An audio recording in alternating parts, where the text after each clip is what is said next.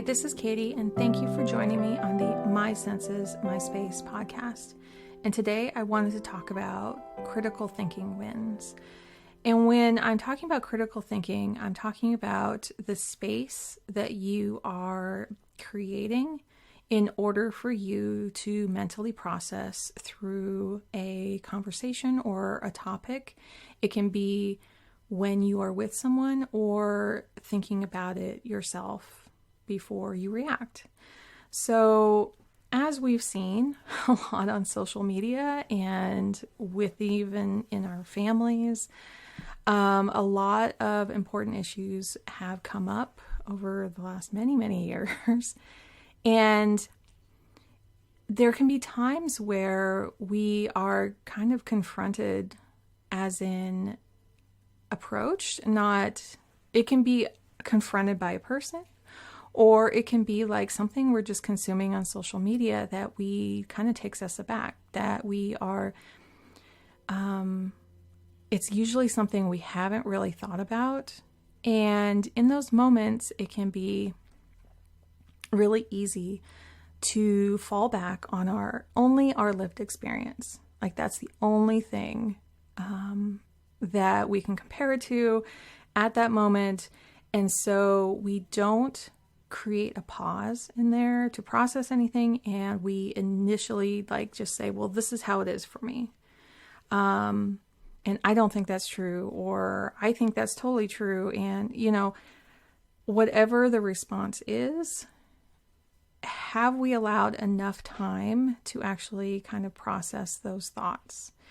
So with most things, I try to take some time to ingest it, to mull it over, to try to think about it from multiple viewpoints.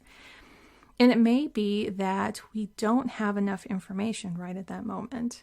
So how do we acquire more information? This is a time to get curious about things. So instead of being really reactive, how can we get curious about the subject matter that maybe we don't know enough about? And you can always use this same technique if you have reacted and someone responds back of like, wait, I don't think you quite understand what's going on here. And you can say in that moment, maybe that's true. Maybe I need to gather some more information and get back to you. And you can say, look, I would love to have this conversation at another time. And even in comments on social media, just say, you're making me think, I would love to get back to you. When we take this time, when we start to get a little curious and pull in some knowledge, we can read books, we can listen to podcasts, we can do some research, we can ask other people who we really trust to give us more information as well. Just say, you know what, I don't know about this. And lean on your trusted friends and partners and family members, and then come back to the person that you're having the conversation with. Having that time to investigate and really ponder what is it that I can learn here? What is it that I can stretch myself and question maybe something that I held deep in my heart to go, maybe I was wrong. That's like one of the hardest things for all of us to say. Maybe I was wrong. And because of that, because when you do say that, there's a huge vulnerability there. There's this huge need to try to protect that phrase.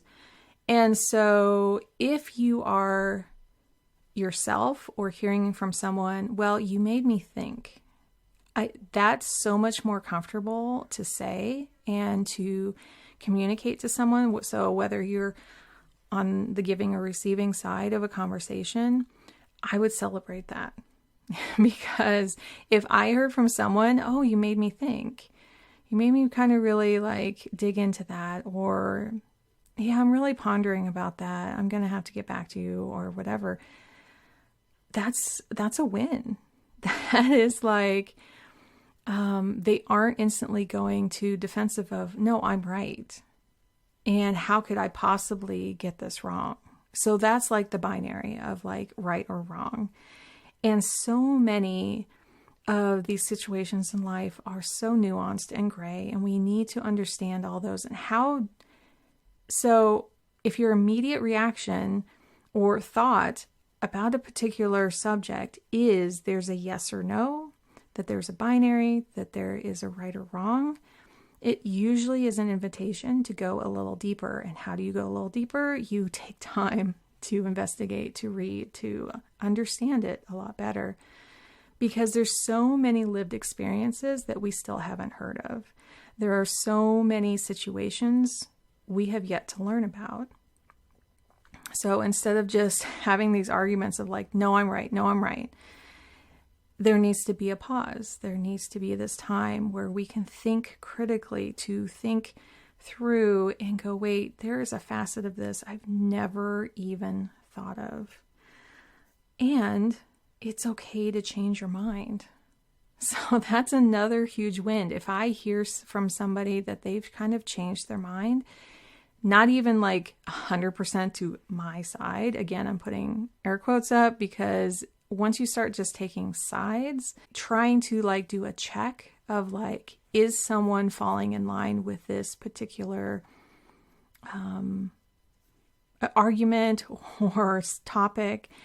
Is that because they're playing on a team, or is it because they've looked at their own values and made a judgment for themselves?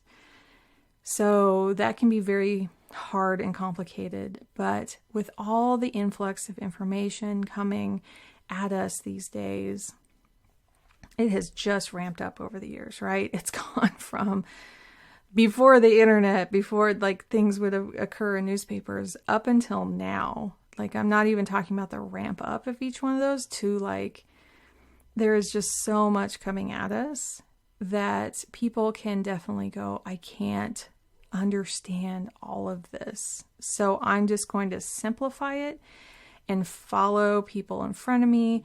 I don't have time to like really understand and take in all of this nuance. It's just too much for me. And so helping them slowly kind of be introduced to things, to go, oh, well, you know, we're not going to dig into the whole thing right now, but I just want to give you a little nugget to think about, because I think what you're saying is actually this, instead of how you mean it to be. Maybe they're stuck on a morality issue when it's actually more factual based, of like, you may think it's moral to do this, but if you look at the information, it's actually hurting a lot of people. And there also are a lot of people who just enjoy debating. Like, I think back to the debate team in high school.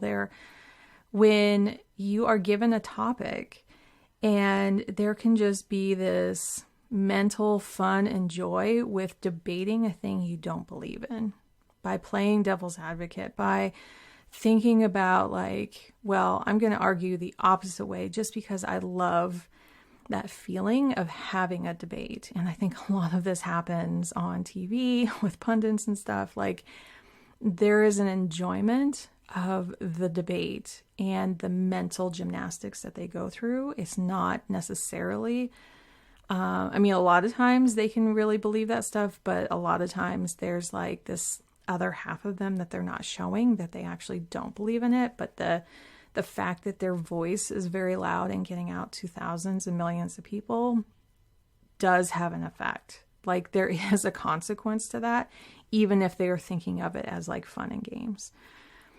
So, you know, like with so many people listening and going, okay, I'm just going to follow somebody because this is so complicated. I'm just going to go with them. I'm on their team. I have so much burnout. I have so much that I can't understand right now. I'm just going to be on a team.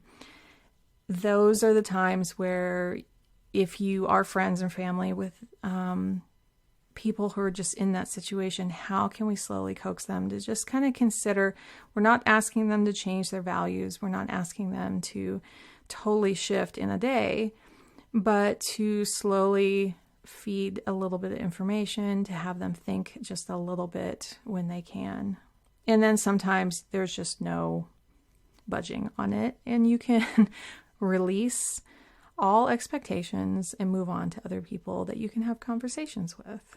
So I hope that helps a little bit. Let me know what helps you think critically about things and to come back to conversations that you feel really proud about. So thank you for joining me, and I'll catch you next time on the My Senses, My Space podcast.